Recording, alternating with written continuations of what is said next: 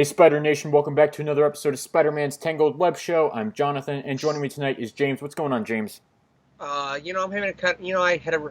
That scene from Spider-Man 1 where Norman says, "Sorry, May, work was murder." Well, for me, it was literally, figuratively what he said. Because he mentioned literally because he was murdering people. I mean it figuratively. Work was murder. It was a busy Friday night before, Mother's Day. It was busy. I didn't get out until like a half hour later, and, what can you do? And also, my allergies are bad because, it's turning to summer. So if I sneeze or whatever during the show, I apologize. Yes, it is unfortunately allergy season, and yeah. Well, I took finals this week, so yay! Finals week is over. Yay! Um, but you know what else happened this week? Two comics came out, and my voice just cracked, and I'm 20. More than just two comics came out, John. Well, I understand Gesundheit. Ate sway. I don't know how to say bless you in any other language. Then don't. But Gesundheit? Did you say that? I said Gesundheit and I said Ate sway, which is French. I took 2 years of French in high school. But what were we talking about? Oh yeah, yes, I understand, James, that more than two comics came out this week. Like this comic. This series is good. Read it. This comic is good. This comic is also good. This comic that came out this week is good. James is giving a middle finger to Amazing Spider-Man number 27, which here's a little background story. You mean Batman 89? Here's a background story for our viewers and listeners. I'm awake on, like, I think it's Wednesday night, the day the issue came out. It's like 11:30. I'm sitting on my couch, winding down, ready to go to bed, and all of a sudden, 10:30 my time, so I didn't know it was that late for him. All of a sudden, I get a text message from James. My review of ASM 27, and it's just a picture of him with his comic on his bed, him giving a middle finger to his comic, and I was just like, oh, this is gonna be a fun show. So I'm giving it to you live for the audience. Yes, James is doing. James is in the moment recreating his own artwork. But, ladies and gentlemen, we have to save the best for last because we can't get to that right away because that would spoil the goods. We have to cover Amazing Spider-Man Renew Your Vows number 7 first. Amazing Spider-Man Renew Your Vows Volume 2 number 7 first if we want to get technical. This is School Days Part 2. Days, D-A-Z-E, not days like weekdays, like days like sleepy. We got Jerry Conway, writer, Ryan Stegman, artist, Jesus Abertoff is the colorist, VC's Joe Caramagna is the letterer, Allison Stock, assistant editor, and editor Darren Shan, or Darren Sean, I'm not sure how you pronounce that, I apologize. We start off at the Xavier Institute in Westchester, New York, where basically everyone except Spider-Man and Wolverine are knocked out, and Wolverine's basically gonna slice the Mist Mistress. Say that 10 times fast. She's got everyone knocked out, and Wolverine's gonna slice her, and Peter's like, nope, no kill because I'm Spider-Man and I have a no kill rule. And Wolverine's like, fine, whatever. We got to get to Cerebro because Magneto's obviously here. And Peter's like, oh my gosh, my family's in danger. Please, we have to help my family. So they, Spider-Man and Wolverine run off to Cerebro to try to save Mary Jane and Annie. But little do they know that Mary Jane's actually walking with Cyclops at the moment. And they're basically discussing, hey, Jerry Conway doesn't approve of Civil War, so he completely retconned it out of this universe. And yeah, Professor Xavier is like Professor Xavier and the Avengers pretty much police the superheroes because politics. And so I didn't agree with how Jean decided to handle herself, or like we had disagreements about how she could handle the Phoenix Force, so we broke up. And then Logan moved in because he's Logan. So yeah. So Mary Jane was like, oh, that's sad. My husband sold our marriage to the devil in another universe. So yeah, compete with that.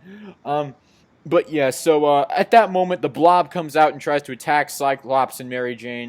They engage in a fight.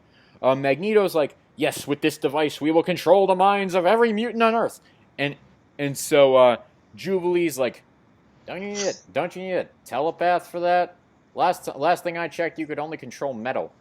I didn't know you could control minds." And it turns out, oh hey, Emma Frost is here and she's gonna help out. And it's like, oh crap. And then Really?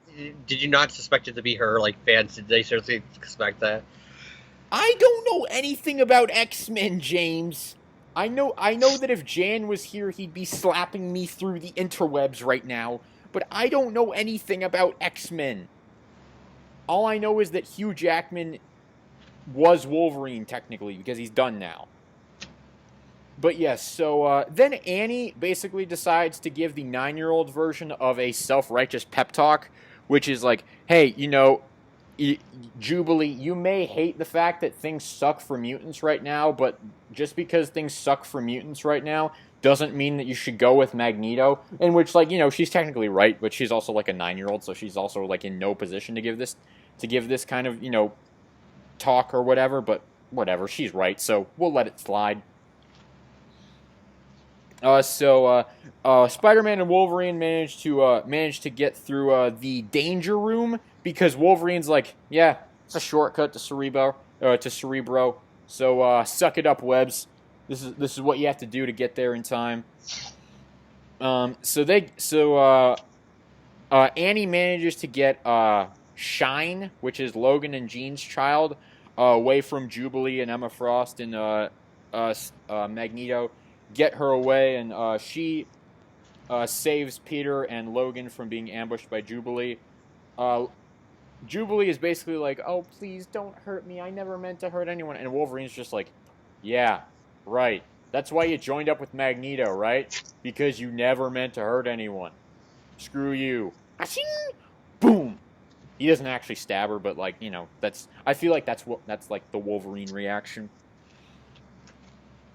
Peter, MJ, and Annie, they know that Magneto and Emma Frost are still in Cerebro, so they go in there, and Peter's like, "Oh crap, Emma Frost is in control of Magneto. I gotta take her out." And he's like, "MJ, Annie, you gotta get out of here right now before anything bad goes down." And MJ takes Emma Frost out with one punch. Yay! Which is weird.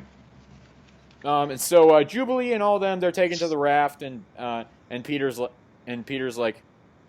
so yeah, it's kind of weird that you guys are like saying that she shouldn't be taken to the raft because she almost got y'all killed, and Jean Grey is just like, Charles founded this school in part to balance, or Charles believes no one is beyond forgiveness, Spider-Man. There's a dark side to all of us. Charles founded this school in part to balance that darkness. He doesn't just teach us how to use our powers. He teaches us how to hope. Yay! So basically, Peter X-Men say X-Men things. So yeah, Peter and MJ are like, so are we gonna send Annie here next year? I don't know. Probably not, because we're probably never gonna mention this story again. And then the story concludes with Liz Allen in Central Park, Manhattan. Liz Allen is being shown a video of Annie. And she's like, so this is the girl that my little Normie is interested in? Okay. Here's my solution to that. I'm gonna infect her mother with a symbiote that's gonna make her go crazy and turn her into a supervillain. Because that's how this universe works. Because we gotta make it like the main universe where Liz Allen's now a total bitch for no reason. Yeah, it's like so that's how this universe works. It's not like, oh, I don't want our kids dating, so I'm gonna break them up. Oh no, I'm just gonna infect the other mother with a psychopathic symbiote that's going to make her try and kill people, including her kids. Because I don't get this with Liz. I'll just say that's my biggest complaint. Is I don't get her. Because she again does the whole, oh, I'm divorced from Harry, but Harry's dead. You could have easily just said she's revenge for the death of her husband. But no, she says divorce. But James, that is a nice little segue into your review. What do you think of Amazing Spider-Man Renew Your Vows #7? it's good. It's really rushed, I feel, because it's a two-parter. So it's like we got to make sure this book ends. Mary Jane punches out Emma Frost, because that totally would be what happened if this situation happened anywhere else. And I like the artwork. It's weird in some places, but I liked it. I still think it's a little bit too dark at times for this universe.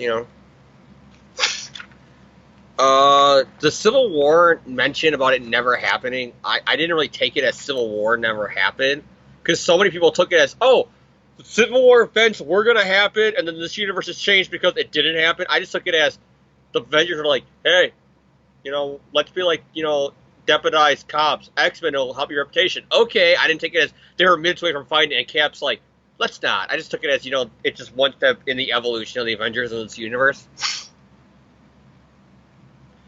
Yeah, the rest of it's pretty cool. You get more of Wolverine and Spider-Man teaming up, and there are different philosophies, one being willing to cut people, the other one not,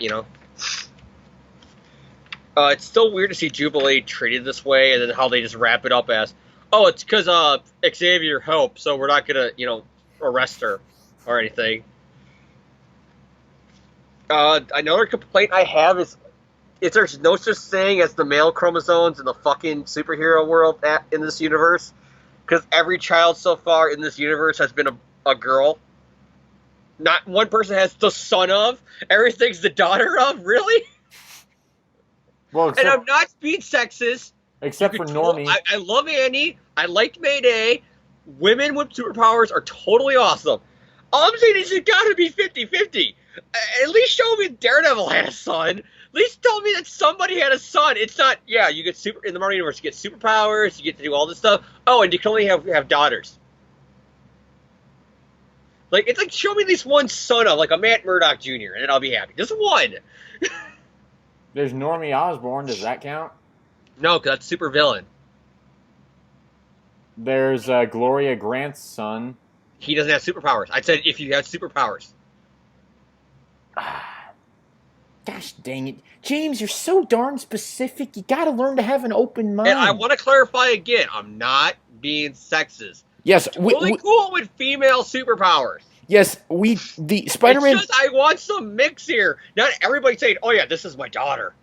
Spider-Man's Tangled WebShow does not endorse sexism in any way, shape, or form. I just want to clarify, I'm not being sexist. I'm totally cool if Wolverine had a daughter, if Spider-Man had a daughter. All I'm saying, it's kind of weird that nobody has had a son yet. And as a man, that's kind of weird thinking that all these superheroes, don't get a boy too. It's like, seriously, you can't give one person a son.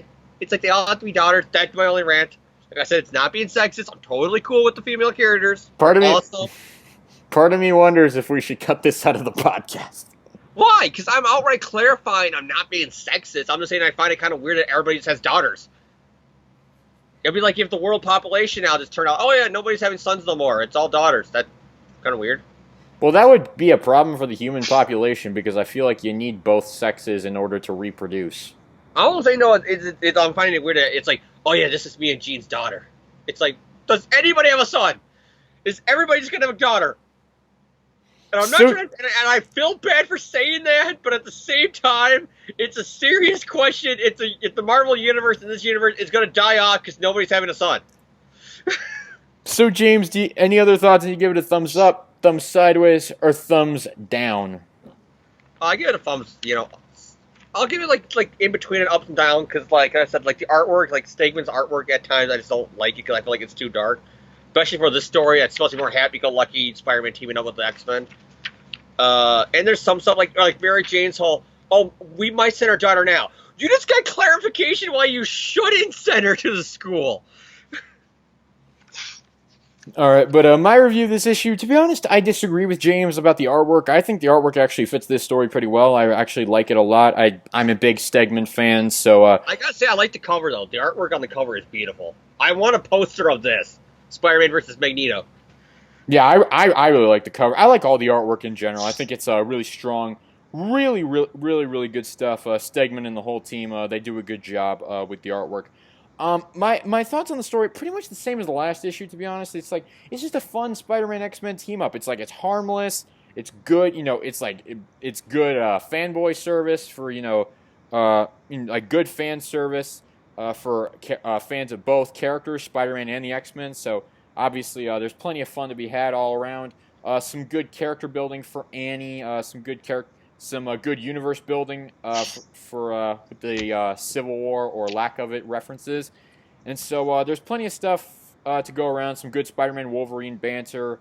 I mean, there's not really a whole lot for me to dig into here. There's not really like any like, oh, what does this panel mean? It's like, it's a fun run of the mill team up story. It's if you're having a bad day like James is, I'd suggest picking up this issue and its predecessor because it's a fun Spider-Man X-Men team up story. So I give it a thumbs up. I don't really have any real complaints. I'm interested to see where we're going to go with the next issue, with issue 8, with Mary Jane turning into I guess Lady Venom.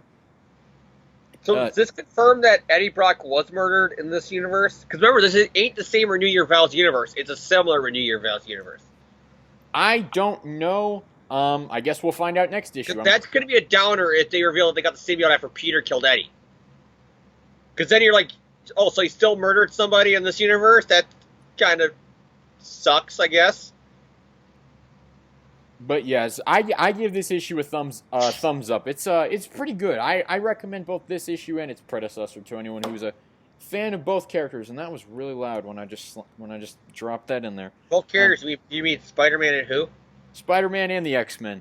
I'm grouping. Okay, you said both characters, so you made it sound like the X-Men are one person because you said both. Okay, but so I'm like, so what? Magneto, Mary Jane. Who's this other character? But we do also have Amazing Spider-Man Volume 4, 27. Oh, jeez. James, can I count that as your thumb rating for this issue? Is you don't even go with the thumb, you just go with the middle finger? We'll save it. We'll save it for the end if I do or not. All right, let me give the creative team here because, oh, jeez. The Osborn Identity Part 3, A Private War. Dan Slott writer, Stuart Eminem pencils, Wade Von Grubacher is the inker, Marte Garcia is the colorist, lettering, VC's Joe Caramagna, cover artist Alex Ross, assistant editor Allison Stock, associate editor Devin Lewis, editor Nick Lowe. Man, they got a lot of freaking editors on this book. So yes, we to give context as to where we were last issue, Peter Parker is trying to chase down Norman Osborn because he helped this woman named Countess Katarina take over Symkaria and basically enslave them all. And so Peter Parker's solution to that, because one, he doesn't like Osborn, and two, he had a bad day because clone conspiracy. His solution was to go invade a sovereign nation because reasons. Because, don't you get it? Spider-Man's the righteous hero who gets himself into stupid situations. Yay! So, James, Peter Parker is basically starting an international incident, ignoring UN law, ignoring S.H.I.E.L.D's, ignoring S.H.I.E.L.D's priorities, and basically toppling a regime because they can. So, James, where do we pick up with Amazing Spider-Man Volume 4, number 27? Norman Osborn is in a creepy basement with a plastic surgeon. Well, in there, the plastic surgeon goes weird. He starts saying, "Mirror! Mirror!" As he looks at himself in the mirror, notices his clown face. The guy freaks out, saying it's not his best work and he didn't have the right tools. He starts laughing hysterically. He leaves the room, and he goes and shoots Kyle Grissom. Because that's what happened. That is the exact scene from Batman 1989 that this rips off. This is what Norman Osborn looks like now. This is Norman Osborn's new face for anyone who has not read the issue. So pretty much Norman's getting plastic surgery, and his plastic surgeon's warning him that he's going to come out looking ugly because, you're taking plastic surgery literally seconds after getting plastic surgery, literally seconds after getting plastic surgery, literally seconds. He's been doing this a lot lately. And those crazy cat ladies? That's going to be Norman in, like, a few panels. And yeah, Norman's doing that. He's all like thinking because it's all because Spider-Man called him a coward, so that means I have to go back to the old Norman Osborn face, which he doesn't fucking get. But whatever, apples and oranges, I guess. He starts freaking out, but more of an evil way, and then he throws a pumpkin bomb with goblin serum at the guy, and the guy goes insane with goblin shit. And Norman's like, nope, doesn't go to worry about breathing no more, totally immune from the insanity, 100% Norman Osborn, I'm not fucking nuts. Well, he has a face like this, because that's the face of a sane man. I'll bring that up. I'll bring that up in my review because James and I kind of have thoughts on that. And then here's the rich, whatever countess, queen, Amidala, whatever the fuck she is, and she's all like, "Oh, Norman, I want to bang you, even though you're fucking ugly." And Norman's like, "Totally sweet. Everyone wants to bang Norman Osborn. Just ask Cincy." And then she's calling it our kingdom. She wants him to invade her castle, if you know what I mean. Ladies and gentlemen, I think that may be that's a pickup line I have not heard before. I will admit that. That's new to me. You're ugly as fuck, but I still want to bang you? Well, if Bart Hamilton I got your shit, Norman Osborn has to have something now for me, I guess. Which is, you're ugly as hell, but I still want to bang you. That's what Gwen said. Then we see that the reason why this nation is totally cool and badass. You know how Dr. Doom, is loved by the Latvians because it's kind of like what happens in North Korea where they worship him like a god? They take that allegory here with Norman, but Dr. Doom never enslaved his people and enforced them to work, as far as I know, because his whole thing was he liberated them. Dr. Doom, right? I don't know. I enslaved your people and forced them to work in mine while my goblin people are frightening them over there. But everybody totally loves the country now because we're the #1 weapon manufacturer. Because I'm ugly as fuck, but I'm still awesome. So we see Spider-Man and Silver Sable.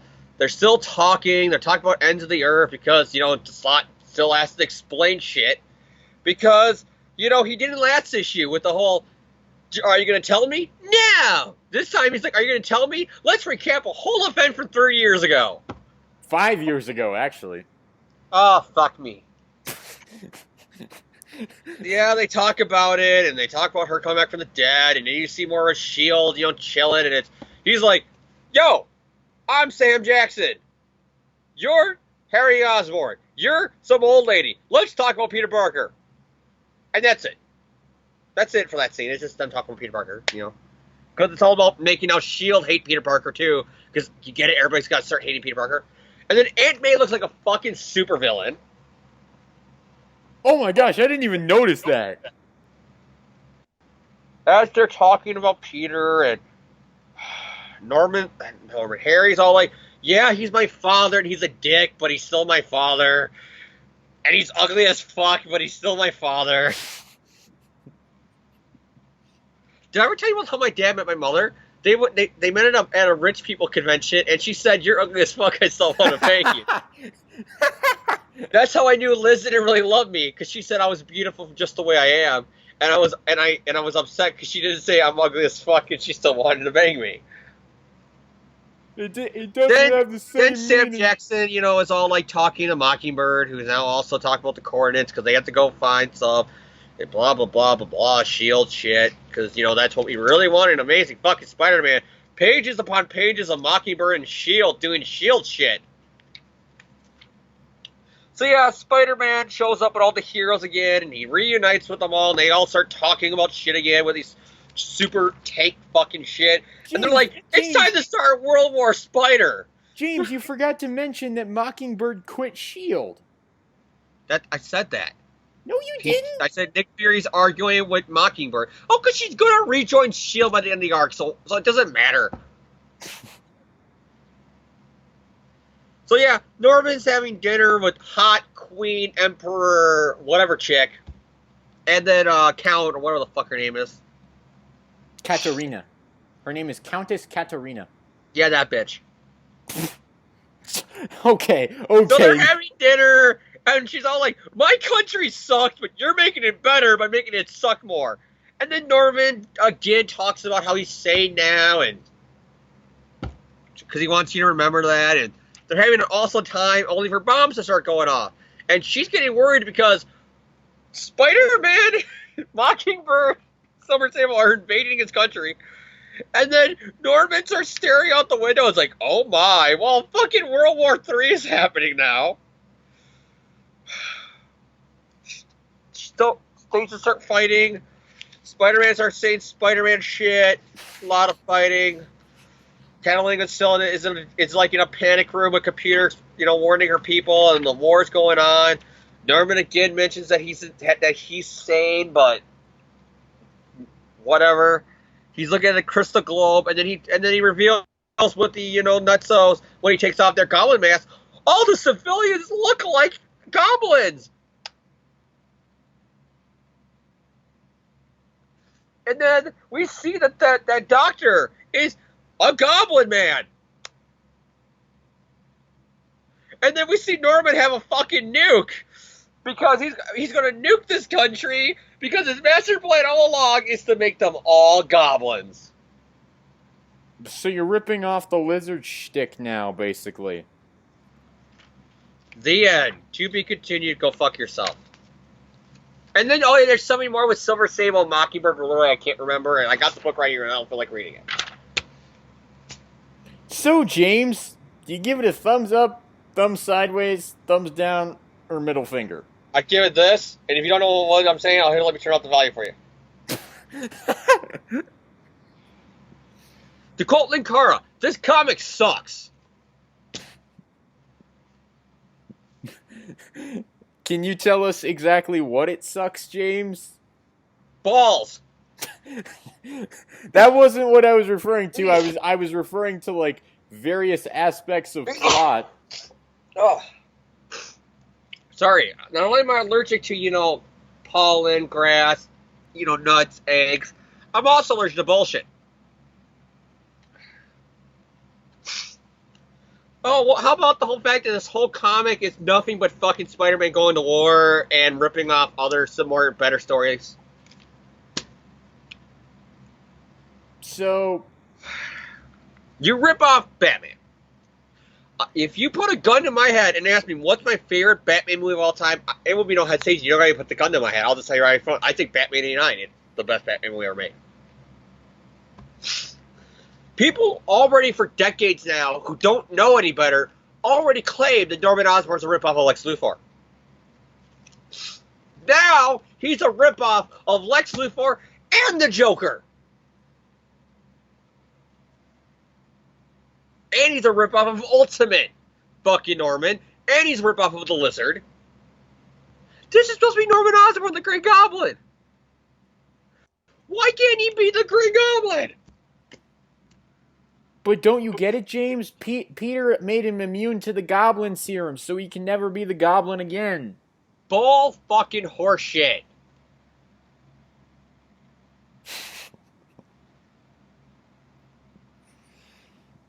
Okay. What's gonna stop Slott from revealing to this arc that he took some super goblin serum that gives him his powers back? Because I have a feeling this is where it's going. That when the nuke hits and irradiates everything with goblin sarma, it's gonna be just enough to make him a goblin again.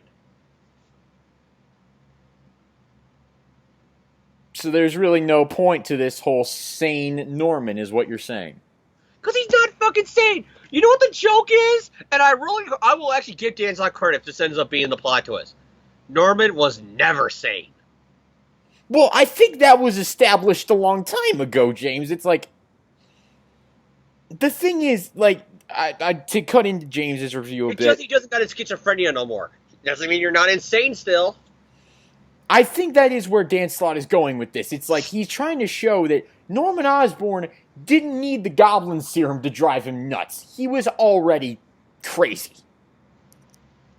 The Goblin serum just gave him the power now to actually act on his insanity. The Goblin serum just gave him that little extra push he needed to kind of actually, like... Because even if you read back with Stan, you would have Harry talk, well, yeah, me and my dad were totally awesome, cool friends, but then the flashback would show that no, Norman was still addicted to them.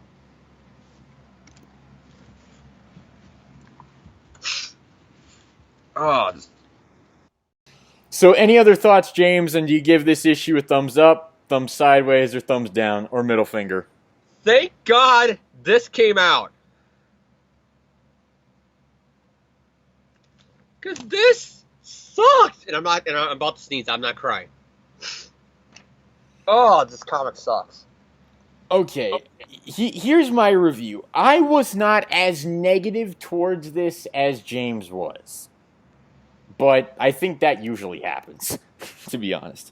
The Norman stuff, I agree with James. We don't need to rip off Batman and the Lizard at the same time. We really don't need that to happen. I do think that Dan Slott is trying to go in the direction of, oh, see, Norman was always insane even when we thought he was sane. So, yeah, and that could be good character work, I think. So, if Dan Slott is going in that direction, we show promise here. I will say that I like that Dan Slott did take time in this issue to say, oh yeah, this is how Silver Sable survived. Sorry, I apologize for last issue when I just said, do you honestly care? No, I don't think you do, and neither do I. So, I appreciate that Dan Slott did take the time to explain how Silver Sable survived. And I also will say that I think this is Immonen's strongest artwork on the arc to date. I think he and the team are doing progressively better as the arc progresses. I think they're getting more comfortable. Other aspects of the issue, you still have Peter Parker going and invading a sovereign nation, which I'm just because fuck it. That's his reasoning. Fuck it. And like we say that and it sounds like humorously, and it sounds like we're like just roasting and parodying the issue, but that is kind of close to his reasoning for it. It's just like, I'm having a bad day. I need a win. I need to grab Osborn. What am I gonna do? I'm gonna go create an international incident. That's basically his justification, and it's really depressing. And so I'm still not entirely sold on this idea of Peter Parker invading a sovereign nation. I understand that he's like righteous Spider-Man hero. I get that. At some point, you just have to say, Peter. Peter really needs that filter in his life to say, you know, you're going a little bit too far here, brother. So I think Peter could really benefit from someone like that. Bless you. But I give this issue a thumb sideways. I don't think it's terrible, but I don't think it's great either. It's just like, it truly is there. I think it's an improvement over last issue, because I don't think Spider-Man was written as terribly as he was last issue, but I'll give it a thumb sideways. It's not terrible. It's not great. We'll see how the arc caps itself off with the next issue. So that's pretty much going to do it for this episode of Spider-Man's Tangled Web Show. So any final shout-outs or words for listeners before we sign off, James? Benadryl, because I'm going to need to take some after this. Whew, I hate allergies. Next shout-out, WWE Backlash. I'm going to that next week, so I'm going to have fun there. Besides that, I really honestly can't think of anything else to shout out. Next week, we don't know what we're doing. Don't know what we're doing yet next week. So we will probably be just as surprised as you will. So, thank you all for tuning in. This is Spider-Man's Tangled Web Show, episode 129, signing off.